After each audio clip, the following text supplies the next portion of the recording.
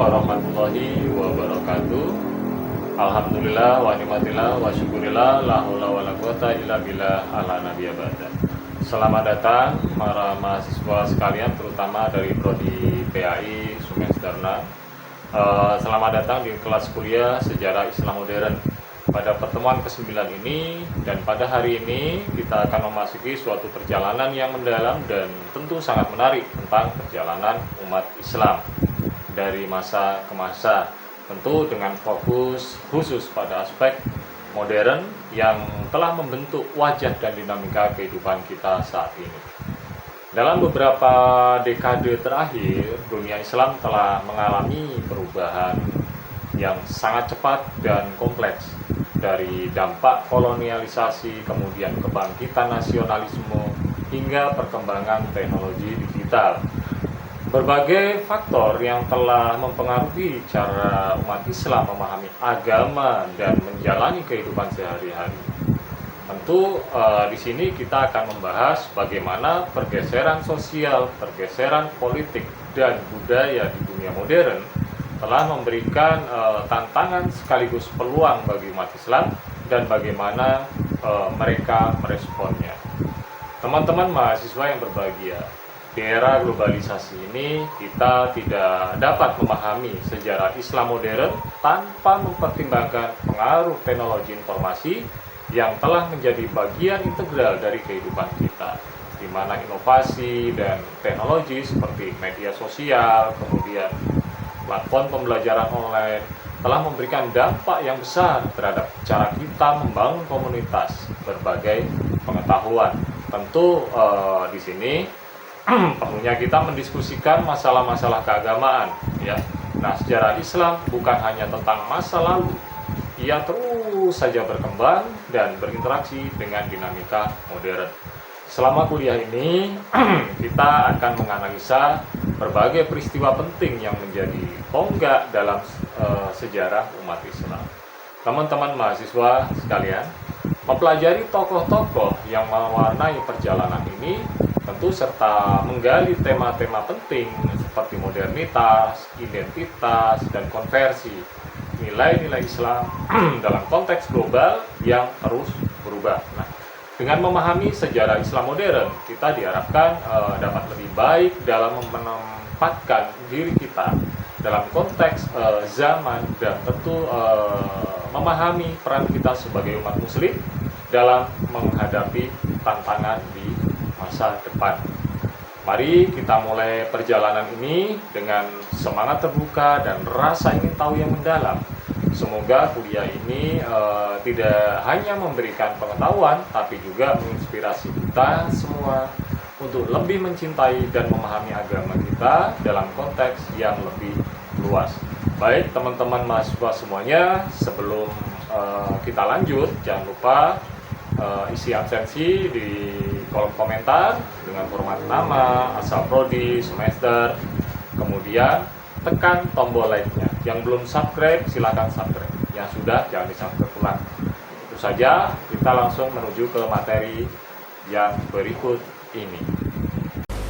Oke, teman-teman mahasiswa yang berbahagia, mari kita lanjutkan perkuliahan kita, di mana kita akan mengkaji tentang sejarah perkembangan Islam dan sains modern, di mana sejarah perkembangan Islam dan sains itu memiliki dua periode penting, yaitu klasik dan modern.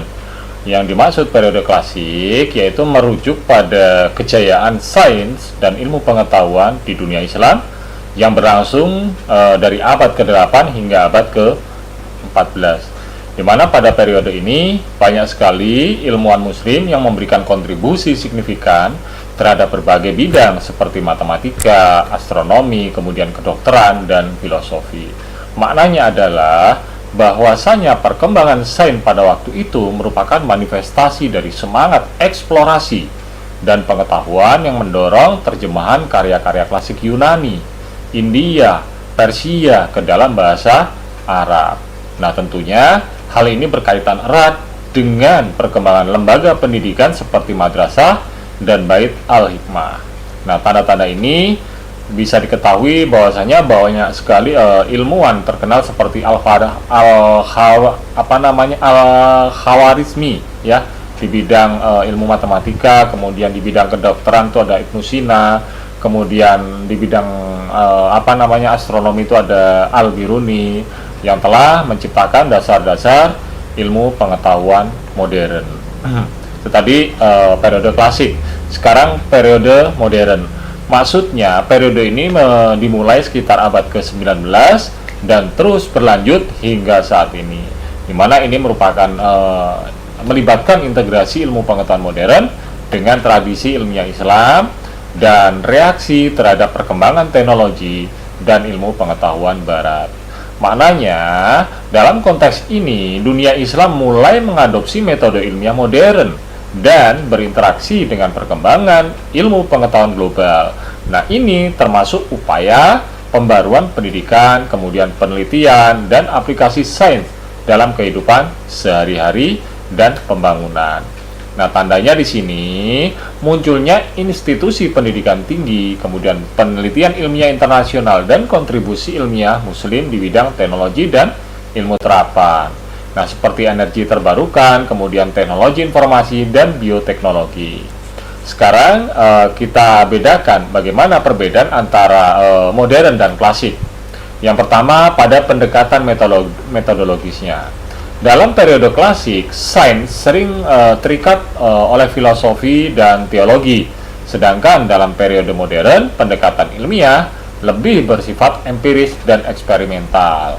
Ya. Kemudian perbedaannya juga terletak pada institusi dan infrastruktur, di mana periode klasik ini lebih berfokus pada individu dan lembaga tradisional, sedangkan di era modern lebih menampilkan struktur pendidikan formal yang lebih besar dan lebih terorganisir, termasuk universitas dan lembaga penelitian. Perbedaan yang berikutnya adalah antara periode modern dan klasik, yaitu adanya keterlibatan dunia atau keterlibatan global, di mana di era modern, ilmuwan Muslim berpartisipasi dalam percakapan ilmiah global, sedangkan pada periode klasik, interaksinya itu umumnya terbatas pada dunia Islam dan beberapa tradisi lain, sehingga secara keseluruhan, perkembangan sains dalam Islam dari periode klasik ke modern itu mencerminkan evolusi dalam cara pengetahuan diproduksi, dibagi, dan diterapkan. Nah, meskipun banyak aspek yang terus dipertahankan dari tradisi klasik, ada penyesuaian signifikan menuju pendekatan ilmiah yang lebih kontemporer. Nah, kebangkitan ilmu pengetahuan di dunia Islam merujuk pada periode ketika ilmuwan Muslim mulai menghasilkan karya-karya ilmiah yang inovatif dan menjadi pusat pengetahuan, terutama antara abad ke-8 hingga abad ke-14. Nah, ini berarti bahwa banyak sekali teori, kemudian penemuan, dan metodologi baru yang menciptakan telah mempengaruhi perkembangan sains. Artinya, periode ini menjadi pondasi bagi sains modern, di mana para ilmuwan Muslim tidak hanya menerjemahkan karya-karya dari budaya lain, tapi juga membuat kontribusi penting yang membentuk disiplin seperti matematika, astronomi, dan kedokteran. Nah, tentu proses ini menunjukkan bahwa sains dalam tradisi Islam dapat berkembang dan bertransformasi sejalan dengan kemajuan zaman. Baik, berikutnya adalah bagaimana kebangkitan ilmu pengetahuan di dunia Islam. Seperti kita ketahui bahwasanya kebangkitan ilmu pengetahuan di dunia Islam itu merupakan fenomena penting yang terjadi antara abad ke-8 hingga abad ke-14, di mana masa ini di dunia Islam menjadi pusat peradaban yang mendorong perkembangan ilmu pengetahuan dan teknologi. Dan ini ditandai dengan munculnya berbagai tokoh ilmuwan yang tidak hanya mengadopsi dan menerjemahkan pengetahuan dari peradaban sebelumnya, tapi juga menciptakan inovasi dan penemuan baru. Nah, dalam konteks sejarah, perkembangan ini sering disebut sebagai zaman keemasan Islam atau Islamic Golden Age, di mana pada periode ini kota-kota seperti Baghdad, kemudian Cordoba, dan Kairo menjadi pusat pendidikan dan penelitian. Nah, Bait Al-Hikmah di Baghdad misalnya itu berfungsi sebagai lembaga di mana para ilmuwan berkumpul untuk berbagi ide dan melakukan penelitian. Kemudian para ilmuwan muslim seperti Al-Khwarizmi, Ibnu Sina, dan Al-Biruni itu yang memainkan peran kunci dalam kebangkitan ini, di mana Al-Khwarizmi dikenal sebagai bapak aljabar, ya, bapak matematika, sedangkan Ibnu Sina membuat kebangkitan besar dalam kedokteran dan filsafat. Mereka lah yang mengembangkan prinsip-prinsip dasar yang masih relevan hingga hari ini. Kontribusi mereka tak hanya dalam penemuan sains, tapi juga dalam metodologi penelitian yang lebih sistematis. Nah, proses penerjemahan karya-karya Yunani, kemudian Persia, kemudian India ke dalam bahasa Arab, tentu ini memfasilitasi pertukaran pengetahuan yang lebih luas. Nah, ini membantu memperkaya ilmu pengetahuan serta mempertemukan berbagai perspektif dan pendekatan. Nah, ilmuwan muslim pada masa itu tidak hanya menyerap pengetahuan, tapi juga mengintegrasikan dan mengembangkan konsep-konsep baru, menjadikan ilmu pengetahuan sebagai suatu disiplin ilmu yang lebih komprehensif. Nah, pendidikan juga memainkan peran yang sangat krusial dalam kebangkitan ini, di mana madrasah dan perguruan tinggi didirikan di berbagai penjuru dunia Islam, di mana ilmu pengetahuan diajarkan secara formal. Kemudian santri atau kita sebut saja siswa ya mempelajari berbagai ilmu mulai dari teologi hingga matematika, dan ini menciptakan iklim akademik yang subur dan komprehensif. Teman-teman mahasiswa yang berbahagia, kebangkitan ilmu pengetahuan ini berlanjut hingga memasuki tahap modern, yaitu pada abad ke-19 hingga terjadi pergeseran kembali ke profesionalisasi ilmu pengetahuan dan penelitian di dunia Islam, di mana ilmuwan muslim mulai berinteraksi dengan perkembangan ilmu pengetahuan barat, menciptakan jembatan antara tradisi ilmiah dan penemuan modern. Nah, transformasi ini terlihat dalam berbagai aspek seperti pengembangan teknologi, metode penelitian, dan aplikasi sains dalam kehidupan sehari-hari. Dalam konteks sains modern, ilmuwan muslim berpartisipasi aktif dalam percakapan global dalam penelitian ilmiah, menghasilkan inovasi yang relevan dengan kebutuhan zaman. Akan tetapi, salah satu tantangan dalam perkembangan sains modern di dunia Islam adalah mengintegrasikan antara tradisi klasik dengan ilmu pengetahuan kontemporer. Nah, dalam hal ini ada suatu upaya untuk meneliti kembali warisan sains dan tradisi Islam, serta tentu mengadopsi metode ilmiah lebih modern. Ini penting sekali untuk menjaga keberlanjutan tradisi sains Islam sambil beradaptasi dengan perubahan zaman. Berikutnya adalah integrasi sains dan Islam itu mengawali sejarah perkembangan sains dalam Islam modern, di mana hari ini merupakan proses penting yang mengawali sejarah perkembangan sains dalam Islam modern, karena sejak awal peradaban Islam, para ilmuwan muslim berusaha untuk menggabungkan prinsip-prinsip ilmiah dengan ajaran-ajaran agama Islam. Nah, dalam konteks ini, sains tidak hanya dipandang sebagai suatu yang terpisah dengan nilai-nilai spiritual, tapi justru sebagai bagian dari upaya menemukan tanda-tanda kebesaran Tuhan di alam semesta. Nah, tentu ini menciptakan suatu kerangka berpikir di mana pengetahuan ilmiah dianggap sebagai cara untuk memahami ciptaan Allah dengan lebih baik. Selama zaman keemasan Islam, integrasi ini semakin terlihat dalam karya-karya ilmiah yang dihasilkan. Misalnya Ibnu Sina dalam karyanya Al-Qanun fi Al-Tib tidak hanya menjelaskan tentang praktik kedokteran, tapi juga memasukkan elemen filosofis yang berakar dari pemikiran Islami. Nah, beliau mengargumentasikan bahwa kesehatan dan kesejahteraan fisik adalah bagian dari tanggung jawab spiritual individu. Nah, dengan demikian, kedokteran tidak hanya sebuah ilmu tentang tubuh, tapi juga tentang jiwa dan perilaku moral. Berikutnya di bidang matematika, seperti Al-Khwarizmi itu memperkenalkan konsep aljabar sebagai metode untuk memecahkan masalah yang tidak hanya berguna dalam konteks dunia nyata saja, tapi juga sejalan dengan prinsip-prinsip rasionalitas yang diajarkan dalam Islam.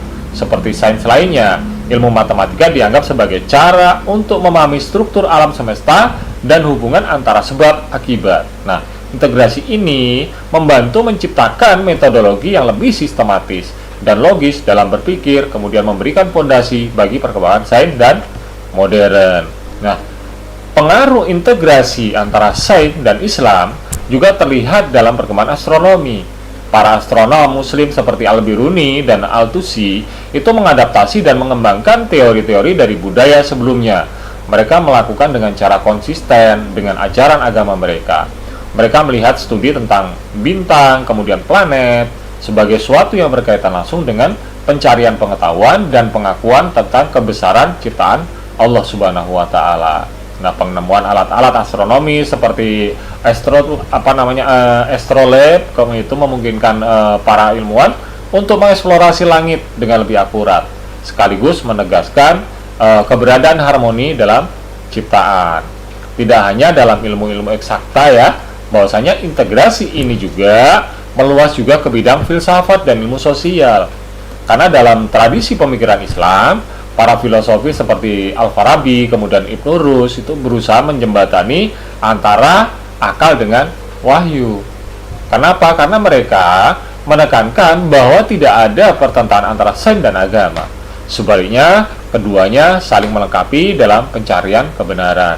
Nah, argumentasi-argumentasi ini yang membantu mendukung pembangunan diskursus yang lebih luas tentang hubungan antara iman, kemudian rasionalitas di dalam dunia Islam.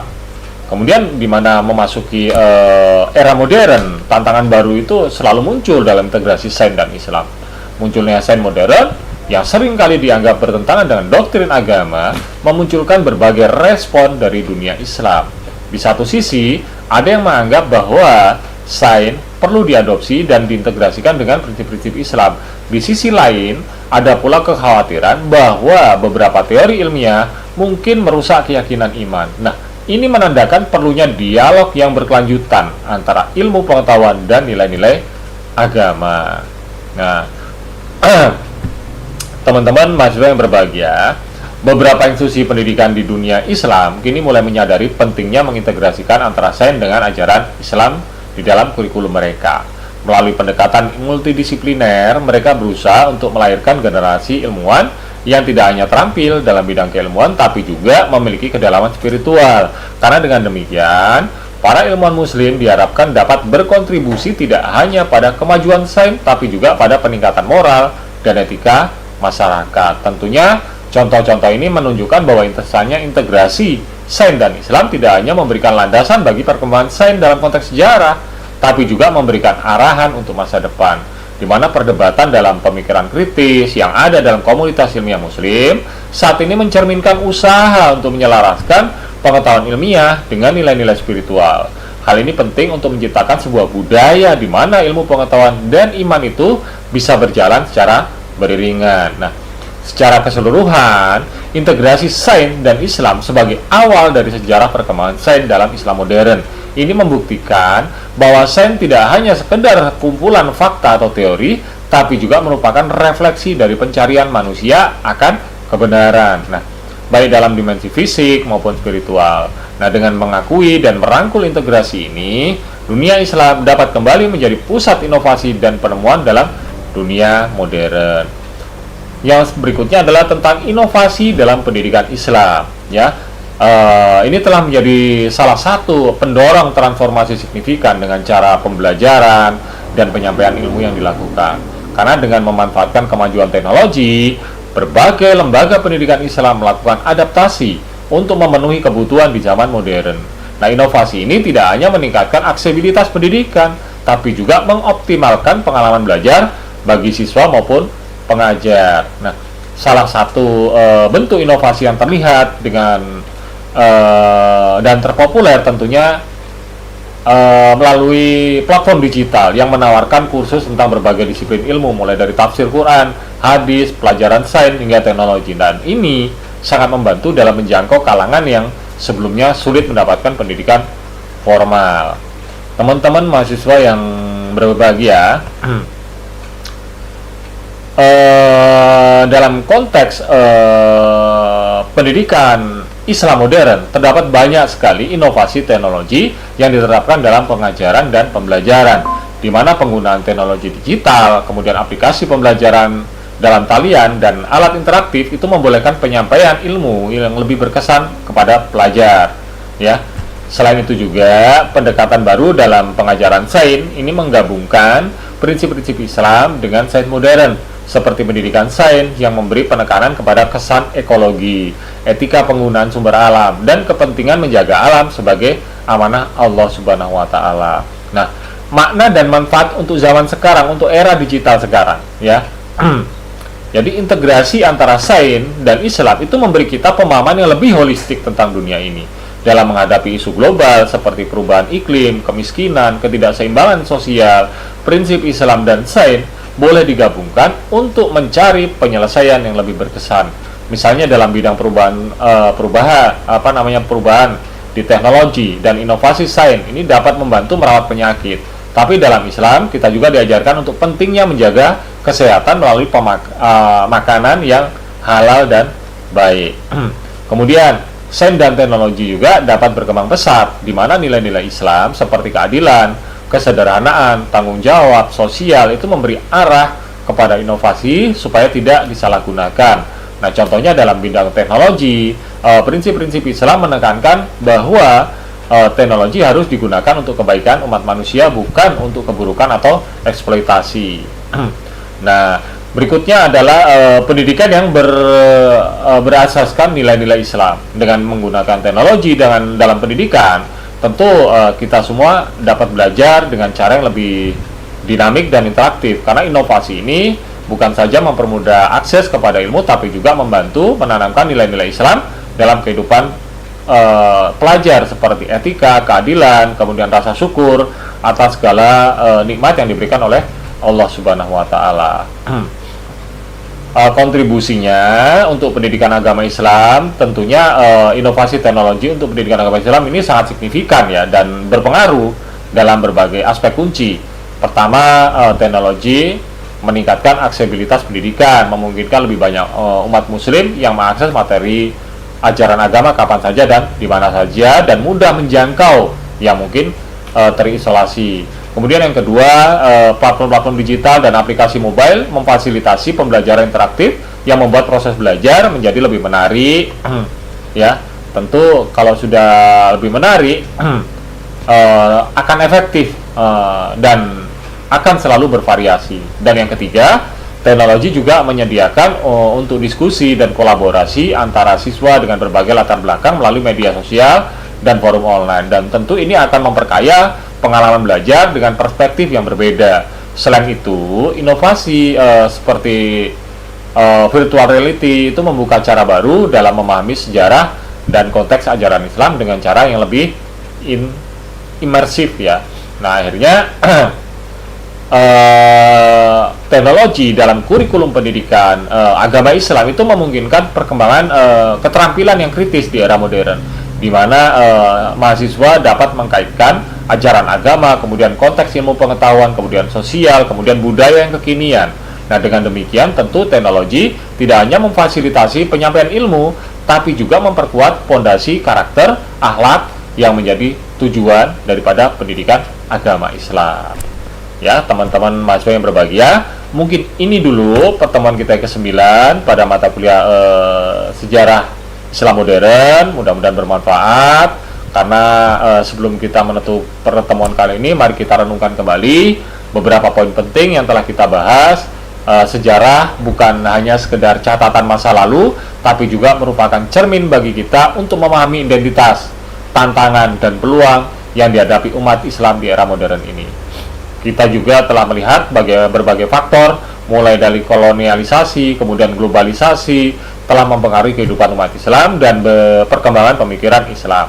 Proses modernisasi telah menghadirkan perubahan yang memaksa kita untuk mengevaluasi dan menangkap kembali esensi ajaran Islam dalam konteks yang relevan dan kontekstual. Selain itu, teknologi telah membuka pintu bagi kita untuk mendekati pengetahuan agama dengan cara yang inovatif dan interaktif. Kita telah melihat hal ini sebagai pelajaran yang sangat berharga, dan sebagai penutup saya mengajak kita semua untuk terus mengembangkan rasa ingin tahu dan semangat belajar. Mari kita aplikasikan ilmu yang kita peroleh dalam kehidupan sehari-hari, mengamalkan nilai-nilai Islam, dan tentu berkontribusi positif bagi masyarakat, karena setiap dari kita memiliki peran dan melanjutkan perjalanan sejarah ini, baik dalam keluarga, komunitas, ya, maupun di tingkat global. Terima kasih atas partisipasi dan perhatian kalian semua yang telah kalian berikan selama kuliah ini di pertemuan ke-9 ini. Jangan lupa absensi diisi di kolom komentar ya, kemudian tekan like-nya, jumlah penekanan like dengan kolom komentar harus sama. Oke, semoga semua yang kita diskusikan dapat memberikan manfaat dan inspirasi dalam perjalanan iman dan pengetahuan kita. Sampai bertemu di pertemuan berikutnya. Wassalamualaikum warahmatullahi wabarakatuh.